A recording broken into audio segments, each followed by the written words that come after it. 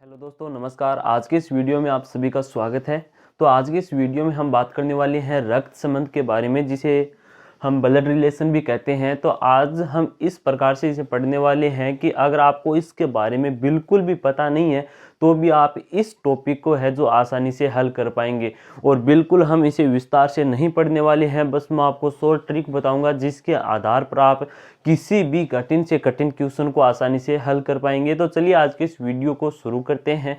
और हाँ, एक बात और कहना चाहूँगा कि अगर आप हमारे यूट्यूब चैनल पर पहली बार आए हैं तो इस यूट्यूब चैनल को आप सब्सक्राइब कर दें, ताकि जब भी मैं कोई शॉर्ट ट्रिक से रिलेटेड या फिर आपके रीजनिंग के कोई वीडियो बनाऊं तो वो सबसे पहले आप तक पहुंच सके और आप उन्हें देख सके।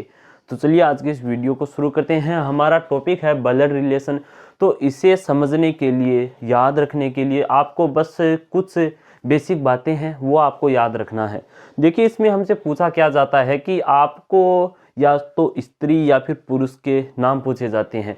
कि मान लीजिए कि आपसे कह दिया जाएगा कि आप है, या फिर आपको कोई नाम दे दिया जाएगा कि रमेश की बुआ की मासी है जो आपके क्या लगी, मतलब इस प्रकार से।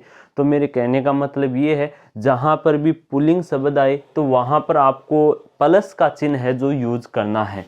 जैसे कि मैं लिख दूं कि ये हो गया आपका, कोई पुरुष का नाम आए तो आपको प्लस का चिन्ह है जो उसके साथ आपको अटैच करना है, लिखना है। अगर नाम किसी स्त्री का आए या फिर आपको स्त्री का नाम दे दिया जाए तो आपको याद रखना है कि वहाँ पर स्त्री है, तो वहाँ पर आप देखिए स्त्री के लिए माइनस का चिन्ह है जो यूज करेंगे।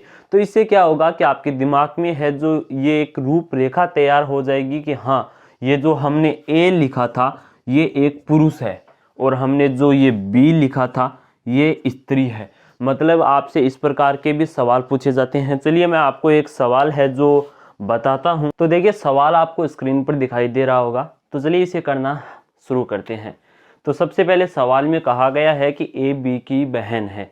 तो इससे कैसे लिखेंगे, जो मैंने आपको प्लस माइनस के अभी चिन्ह बताए थे उनको आपको ध्यान में रखना है। उसी आधार पर आपका सवाल बनने वाला है।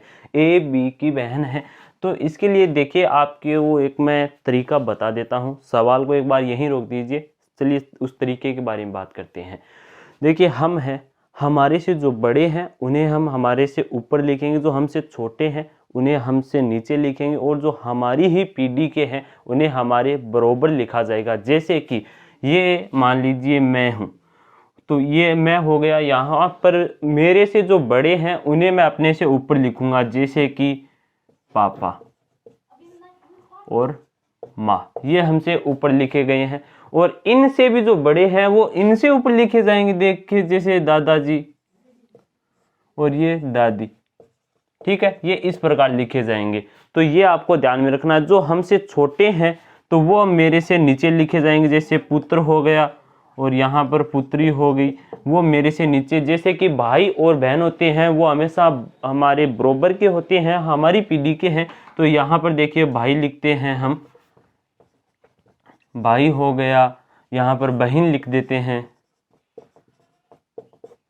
तो ये शायद आपको समझ में आ गया होगा। ये तो नाम होते हैं, आपको पता चल जाता है कि इसके अंदर पुरुष कौन है और स्त्री कौन है। जैसे कि आप बता देते हैं कि ये पुरुष है, ये स्त्री है, ये स्त्री है, ये पुरुष है।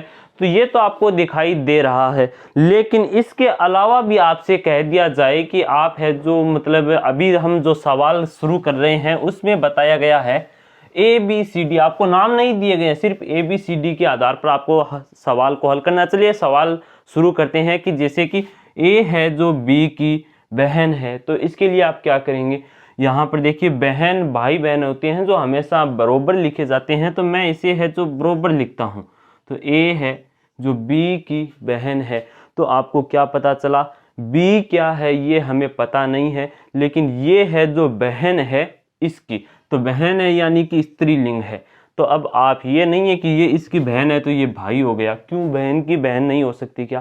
तो ये है जो आपको ध्यान में रखना है। अभी इसी का हमें कुछ पता नहीं चला है, सिर्फ ये पता चला है कि हाँ, ए है जो स्त्री जरूर है, ये बी की बहन है। चलिए सवाल में आगे बढ़ते हैं। सी डी का भाई है, तो क्या है, सी है जो डी का भाई है। तो इसे एक बार रख दीजिए सवाल में, कहीं पर भी हम यहाँ पर कैसे लिखे ये पता नहीं है। तो चलिए आगे चलते हैं।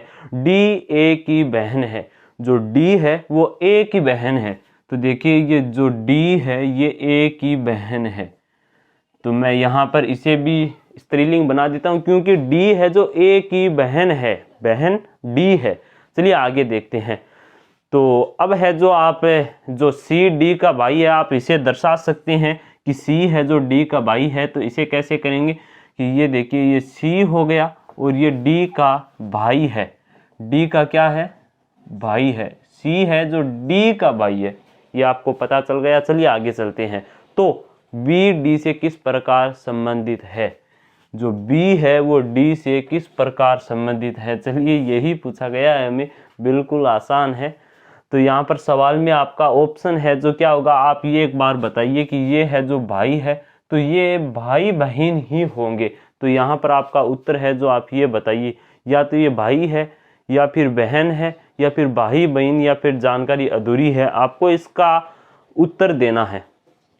तो आप क्या लिखेंगे? मैंने कहा अभी तक इसका कुछ नहीं बताया गया है, इस पर हम कोई भी चिन्ह नहीं लगा सकते हैं। आपको ये पता है ये स्त्री है, ठीक है, ये भी स्त्री है और ये पुरुष है, ठीक है। और पूछा हमें इनका रिलेशन गया है कि ये है जो क्या है, डी बी से, बी डी से किस प्रकार संबंधित है। ये बी है जो इसके क्या लगता है, क्या ये इसका भाई है या फिर ये इसकी बहन है। तो भाई हमारे पास है जो ऐसा कोई भी चिन्ह नहीं है जिसके आधार पर हम बता सकें कि ये इसका भाई है या बहन। यहाँ पर अगर चिन्ह होता तो हम कह देते हैं कि ये प्लस है यानी कि ये लड़का है तो ये इसका भाई है, लेकिन यहाँ पर कोई चिन्ह नहीं है। तो आपका ऑप्शन नंबर जो बी है बिल्कुल सही होगा, भाई या बहन। ये तो आपको पता है या तो भाई है या फिर बहन है इन दोनों में से। तो इसलिए आपका ऑप्शन नंबर है जो बी बिल्कुल सही होगा। तो मेरे कहने का मतलब ये है कि ये जो प्लस माइनस के चिन्ह होते हैं आप इन्हें न भूलें, इन्हीं के आधार पर आपके हर सवाल है जो हल होने वाले हैं। चलिए अगला क्वेश्चन देखते हैं। तो ये प्लस माइनस वाले चिन्ह आपको पता चल गए होंगे कि आपको, और डायग्राम कैसे बनाना है वो भी आपको पता चल गया होगा। डायग्राम भी आप ध्यान में रखिएगा। चलिए अगला क्वेश्चन है, आपको स्क्रीन पर दिखाई दे रहा होगा कि एक तस्वीर की ओर संकेत करते हुए रमा ने कहा कि वह मेरी बहन के पिता का इकलौता पुत्र है। तो ऐसे सवाल भी आपको एग्जाम में काफी सारे पूछे जाते हैं, इन्हें कैसे हल करना है। तो सवाल में आपको जहां से मेरा या मेरी शब्द आपको दिखाई दे वहीं से आपको सवाल है जो स्टार्ट करना है, हल करना। तो देखिए यहाँ पर एक तस्वीर की ओर संकेत करते हुए रमा ने कहा कि वह मेरी बहन के भाई के पिता। तो आपको मेरी बहन के जो नाम है वहीं से स्टार्ट करना है। मान लीजिए ये रमा है, रमा कह रही है कि मेरी बहन, तो ये रमा की बहन है तो ये इसके बराबर ही लिखी जाएगी। तो ये है जो बहन हो गई। अब आगे क्या कहा गया है, मेरी बहन के भाई। तो यहाँ पर इस बहन के भाई को हमें लिखना है, ये भाई हो गया, ठीक है। आगे क्या है, भाई के पिता का इकलौता पुत्र। जो भाई के पिता है तो आप पिता है जो ऊपर की तरफ लिखेंगे, ये भी आपको याद रखना है। तो ये हो गए पिता। तो एक बात भी आप ध्यान में रखिएगा कि ये इसकी बहन है और ये इसका भाई है। कहने का मतलब ये सभी इनकी पुत्र पुत्रियां हैं और इन सभी के पिता ये है, ये भी आपको याद रखना है। तो चलिए आगे चलते हैं। इकलौता पुत्र है तो वह व्यक्ति रमा से किस प्रकार संबंधित है। तो भाई ये जो व्यक्ति है, तो ये रमा कह रही है कि ये जो व्यक्ति है मेरी बहन के भाई के पिता है। तो ये जो व्यक्ति रमा से किस प्रकार संबंधित है, बिना आप कुछ देके बता सकते हैं कि ये इसके पिता है। तो ये रमा के भी पिता हो गए हैं। तो इसका सही आंसर है जो आपका ऑप्शन नंबर 2 होगा। आशा करता हूं कि इस सवाल के अंदर भी आपको बिल्कुल है जो कंफ्यूजन नहीं है, ये भी आपको समझ में आ गया होगा। चलिए अगला सवाल है जो आपको मैं दिखा देता हूं स्क्रीन पर, इसे मिटा देता हूं।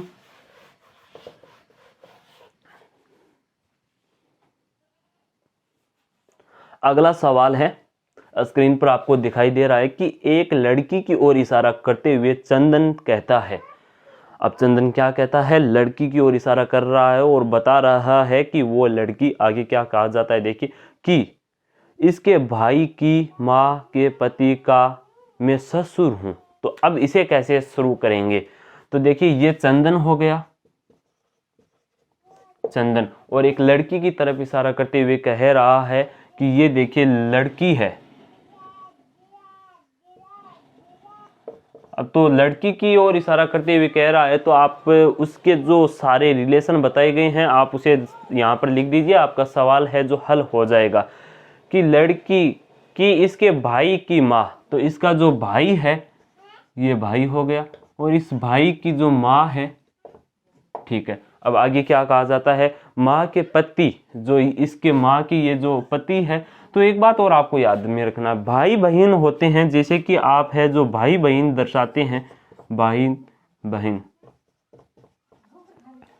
तो ये हमेशा बरोबर लिखे जाते हैं। इन्हें दर्शाने के लिए बस आप ये सिंगल लाइन का यूज करिए। और अगर आपको पति पत्नी को दर्शाना हो, पति पत्नी को दर्शाना हो, तो आप है जो इस डबल लाइन का उपयोग करिए, क्योंकि सवाल में कह दिया जाता है कि ए है जो बी का पति है। अगर आप ये लाइन लगा देंगे तो आपको कंफ्यूज हो जाएगा कि यार ये इसका भाई है या क्या है, लेकिन आप डबल लाइन लगा देंगे तो ये आपको पता चल जाएगा कि ये एक वैवाहिक जोड़ा है, शादीशुदा जोड़ा है, ये पति पत्नी है।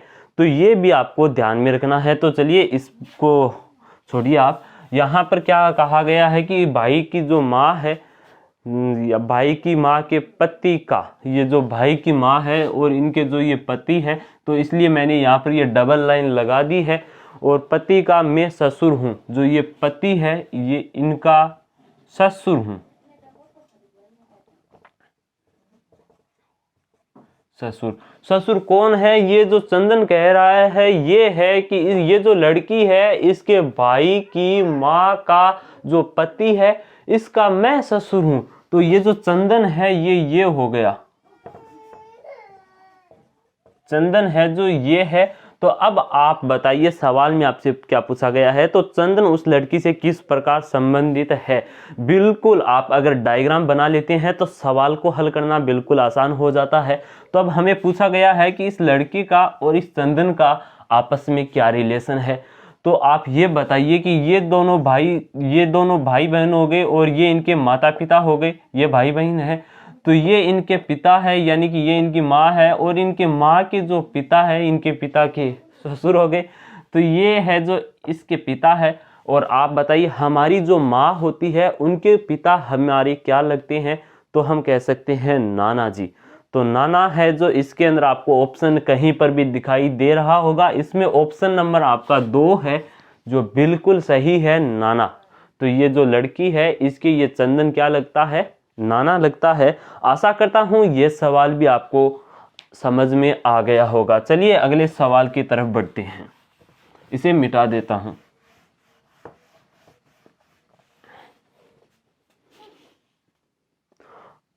अब देखिए हमारा जो ये अगला सवाल है, अगर आप इसे हल कर लेते हैं तो मैं आपसे गारंटी के साथ कह सकता हूं कि आप किसी भी बड़े से बड़े सवाल को सिर्फ 5 या 10 सेकंड के अंदर आप आसानी से हल कर पाएंगे। बस आपको ये तरीका समझना है। और इसके अंदर काफ़ी बड़ा सवाल है जो आपको यहाँ पर स्क्रीन पर दिखाई दे रहा होगा।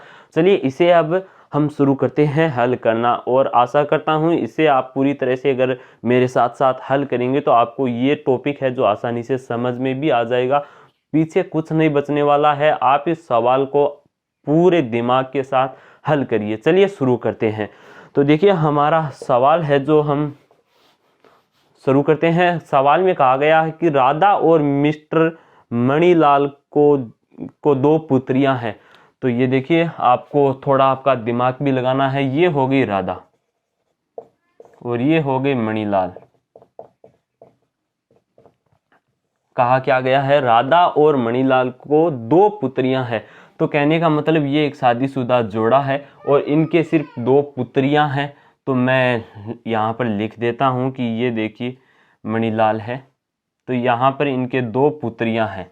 कौन कौन सी है, तो वो देखिए इनके नाम है जो सिम्मी और दिव्या। ये हो गई सिम्मी,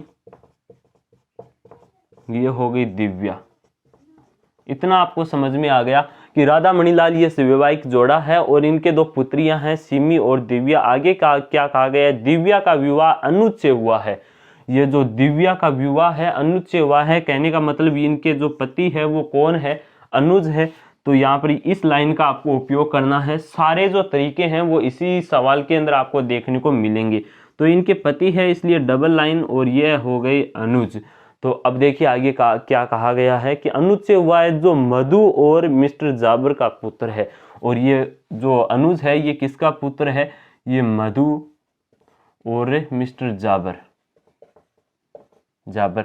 डबल लाइन आपको पता है कि ये वैवाहिक जोड़ा है, इसलिए डबल लाइन हमने यहाँ पर लगा दी है, और ये इनका पुत्र हो गया। आगे क्या कहा गया है देखिए, मधु और जाबर का पुत्र है, रेशमा अनुज की पुत्री है। तो अब देखिए इनकी भी हमें एक पुत्री बता दी गई है, रेशमा। रेशमा है जो अनुज की पुत्री है। आगे क्या है, अनुज की बहन किरण का विवाह सुबोध से हुआ है। और अनुज की बहन है जो कौन है, यहाँ पर देखिए अनुज की बहन किरण। अनुज की बहन है, जो बहन आपको अगर दिखानी हो तो आप है जो सिर्फ सिंगल लाइन का यूज करेंगे। और किरण है जो अनुज की बहन है, और इसका विवाह किससे हुआ है? सुबोध से हुआ है। तो इसके पति को यहाँ पर दर्शाने के लिए डबल लाइन, और ये सुबोध लिख देता हूं, ये हो गए सुबोध। अब आगे क्या कहा गया है, और इनके तरुण और अमन 2 पुत्र है। और इनके है जो तरुण और अरुण 2 पुत्र है। ये आपको समझ में आ गया होगा। तरुण और अमन है इनके पुत्र। ठीक है, अब आगे क्या कहा गया है कि 2 पुत्र है, तरुण मधु और जाबर का नाती है। तो ये बात भी आपको ध्यान में रखनी है कि तरुण है जो मधु और जाबर का नाती है। तो इसे हमें सवाल में कहीं पर लिखने की आवश्यकता नहीं है। नाती किसे कहा जाता है? जो अपनी जो बेटी होती है, बेटी का बेटा या फिर बेटी होती है, उसे कहा जाता है नाती। जिसे हम नाना कहते हैं, तो नाना जी हमें क्या कहते हैं? नाती। ठीक है, तो ये है जो इसके नाना हो गए, तो ये नाती अपने आप ही बन गया है। अब बस आपको यही करना है। और अब आप है जो इस सवाल के जो सवाल में हमसे पूछा गया है वो देखिए। पहला सवाल है, अमन और रेशमा के बीच क्या संबंध है? तो अमन और रेशमा देखिए कौन है, ये रेशमा हो गई, ये अमन हो गया। तो अब इनके बीच आपको संबंध दर्शाना है कि ये देखिए अनुज है जो रेशमा के पिता है, और ये किरण है जो इनके जो पिता है, ये इनकी बहन हो गई। ये आपस में बहन भाई है। तो अपने जो पिता होते हैं ये उनकी बहन है, और ये बहन का लड़का है। तो हम इसे कह सकते हैं कि ये हमारी बुआ का लड़का हो गया। और बुआ की लड़कियों को क्या कहा जाता है? सवाल में ऑप्शन देखिए, यहाँ पर चाचा भतीजी, पिता पुत्री, पत्नी पत्नी। तो इसके अंदर है जो आपको ऑप्शन नंबर डी है जो बिल्कुल सही होगा, कजन। हमारे जो चाचा जी या फिर मासी होती है, बुआ होती है, उनके जो लड़के होते हैं वो हमारे कजन लगते हैं। तो इसका सही आंसर है जो आपका डी हो गया है। चलिए अगला सवाल है जो भी इसी से बनने वाला है। मैंने सिर्फ 2 ही सवाल लिए हैं इस डायग्राम से, इसके सिर्फ केवल 5% थे जो कि एग्जाम में भी इसी प्रकार पूछे जाते हैं। अगर आप इस डायग्राम को सही तरीके से बना लेते हैं तो 5 या 6 क्वेश्चन आप इसी डायग्राम के आधार पर हल कर पाएंगे। तो चलिए अगला क्वेश्चन है उसे भी देख लेते हैं। सुबोध जाबर का क्या है? बिल्कुल आसान से क्वेश्चन पूछे जाते हैं इसके अंदर कि सुबोध है जो जाबर का क्या है। सुबोध यहाँ पर कहाँ पर है? ये है जो सुबोध हो गया, और ये सुबोध की पत्नी हो गई, और ये इस जो मधु और जाबर है ये इनके मान लीजिए पिता है, ये इनकी पुत्री है। तो ये पुत्री है। तो आपको पता होगा कि जो पत्नी के जो पिता होते हैं वो हमारे क्या लगते हैं? ससुर लगते हैं। तो इसके अंदर आपका ऑप्शन नंबर क्या है कि देखिए पूछा क्या गया है, सुबोध जाबर का क्या है? तो सुबोध जाबर का दामाद है। तो आपको ये भी याद रखना है, यहाँ पर आप ससुर मत कर दीजिएगा, क्योंकि यहाँ पर यह पूछा जाता है कि जाबर है जो सुबोध के क्या लगता है, तो ये ससुर लगता, लेकिन जो सुबोध है वो जाबर के दामाद लगता है। इसलिए आपका ऑप्शन नंबर ए है जो बिल्कुल सही होगा। तो तो आशा करता हूं कि ये जो वीडियो है, आप वीडियो में जितने भी सवाल मैंने आपको समझाए हैं वो समझ में आ गए होंगे।